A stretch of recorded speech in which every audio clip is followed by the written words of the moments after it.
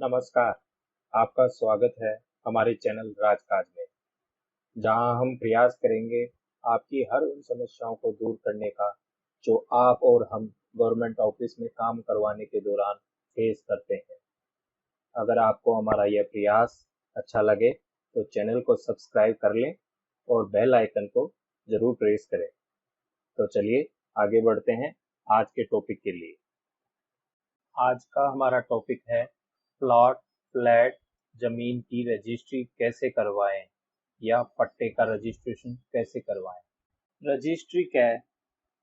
जब भी कोई प्लॉट फ्लैट कृषि भूमि खरीदते हैं तो विक्रेता व क्रेता के मध्य होने वाले करार को एक दस्तावेज में लिखकर उस पर लगने वाले सरकारी शुल्क जैसे स्टाम्प शुल्क, सरचार्ज, पंजीयन शुल्क और अन्य मिसलेनियस फीस जमा करवाकर उपपंजीयक कार्यालय में रजिस्टर करवाने पर आम भाषा में उसे रजिस्ट्री कहते हैं। अब हमारे दिमाग में एक सवाल आता है कि मुझे रजिस्ट्री क्यों चाहिए। तो जब भी हम कोई जमीन या प्लॉट या फ्लैट लेते हैं तो जो भी सेलर होता है, अब ऐसा तो है नहीं कि हम उसको सीधा पैसा दे दें और वो हमें जमीन दे दे। अगर दे दी बिना किसी लिखा पढ़ी के या बिना किसी कागज पे उसको नोट किए साइन किए तो वो उसको कभी भी लीगली अपने को हैंड ओवर नहीं करता है। तो उस चीज के लिए कि वो लीगली दस्तावेज अपने पास बन जाए और लीगली वो जमीन हमारी हो जाए, उसके लिए हमें रजिस्ट्री चाहिए होती है। तो इसके लिए जमीन के बेचान पर विक्रेता के जमीन से संबंधित अधिकार दस्तावेज की शर्तों के अनुसार क्रेता को हस्तांतरित हो जाते हैं, जिस पर सरकार द्वारा निर्धारित समस्त प्रकार के शुल्क जैसे stamp duty, registration fees, miscellaneous fees जो है जमा करवाकर संबंधित उपपंजीयक कार्यालय में उस दस्तावेज को पेश करना पड़ता है, जहां पर उस फीस की सील लगा दी जाती है और फीस पूरी जमा होने पर उस पर रजिस्ट्रेशन की सील लगा दी जाती है, जिससे वो डॉक्यूमेंट वैलिड हो जाता है और जिसके आधार पर जमीन के जो भी रिकॉर्ड्स हैं जैसे जमाबंदी है उसमें क्रेता का नाम अपडेट किया जा सकता है। अब सवाल आता है डीड या डॉक्यूमेंट का पंजीयन कैसे करवाएं या कहाँ करवाएं। तो इसमें जमीन का सौदा होने पर विक्रेता एवं क्रेता के मध्य हस्ताक्षर किए गए प्रलेख डीड दस्तावेज को दो प्रतियों में पहचान आईडी आइडेंटिफिकेशन आईडी के साथ संबंधित सब रजिस्ट्रार ऑफिस में प्रस्तुत कर पंजीयन करवाया जा सकता है।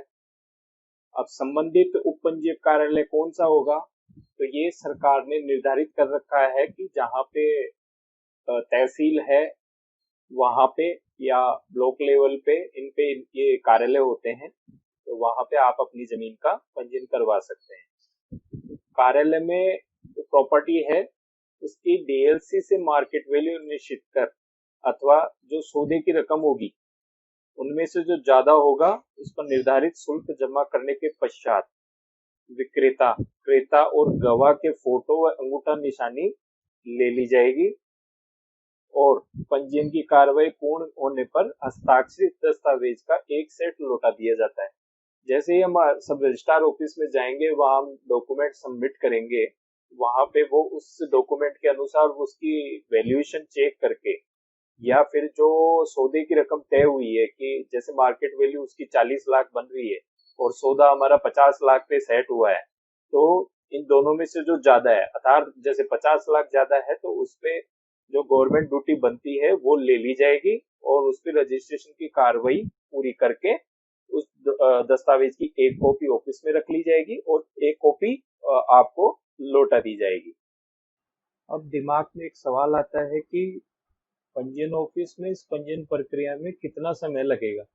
तो सब रजिस्ट्रार ऑफिस में दस्तावेज पंजीयन प्रक्रिया में लगभग 30 मिनट का समय लग जाता है और लगभग देश के सभी उपपंजीयक कार्यालयों में दस्तावेज की पंजीयन की प्रक्रिया कंप्लीट करके दस्तावेज लौटाने का जो समय है वो लगभग 24 घंटे निर्धारित है।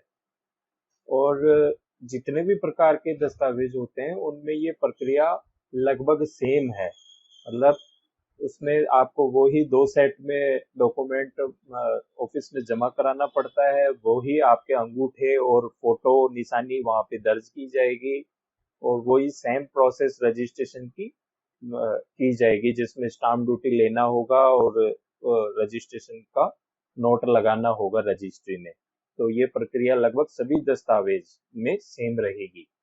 इसमें एक चीज यह स्पष्ट करने वाली है कि जो स्टाम्प ड्यूटी या जो भी ड्यूटी लग रही है वो स्टेट वाइज निर्धारित होती है, ना कि सेंट्रल वाइज।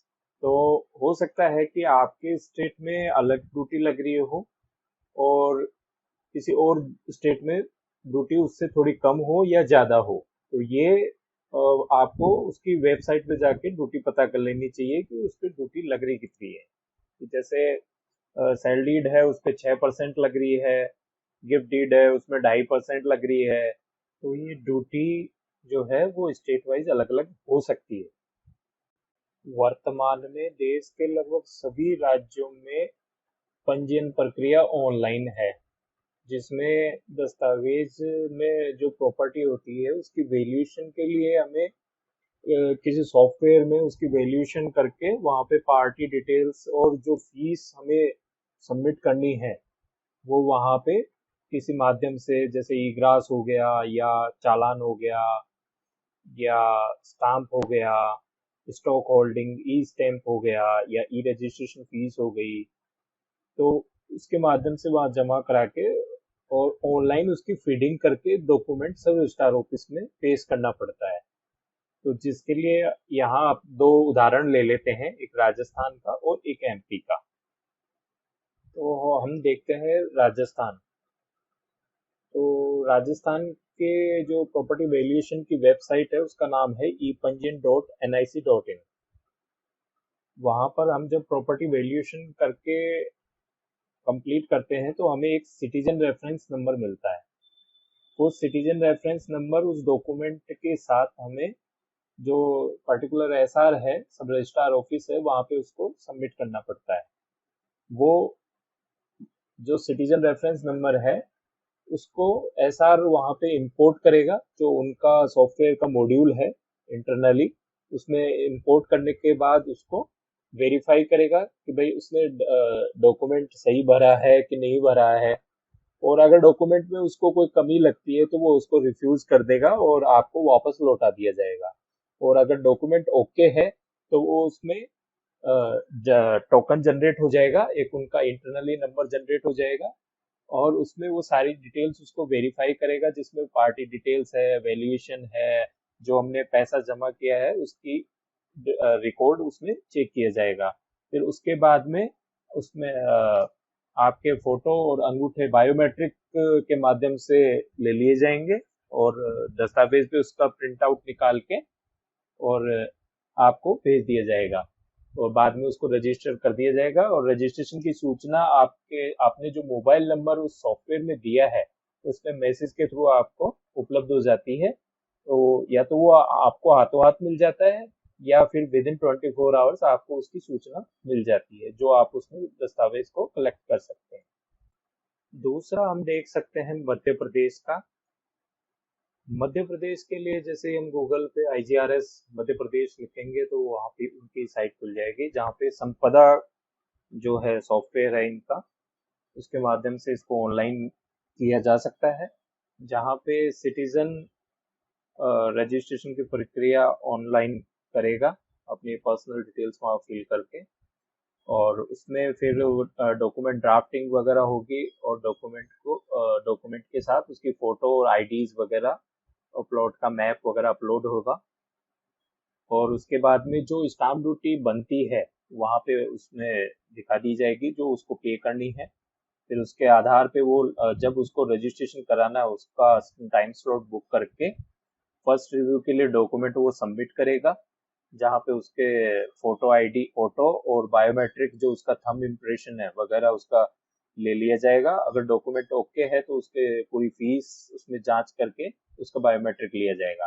फिर बाद में उसमें ई रजिस्ट्रेशन नंबर उसमें जनरेट किया जाएगा, जिसमें उसका सिक्योर प्रिंट उस डॉक्यूमेंट पे निकाला जाएगा, और दोनों हार्ड कॉपी और डिजिटल कॉपी को चेक करने के बाद में उसमें इलेक्ट्रॉनिक सिग्नेचर, जिसे डीएससी बोलते हैं, डिजिटल सिग्नेचर, वो करवा के और जो डॉक्यूमेंट है उसकी डिलीवरी पार्टी को दे दी जाती है।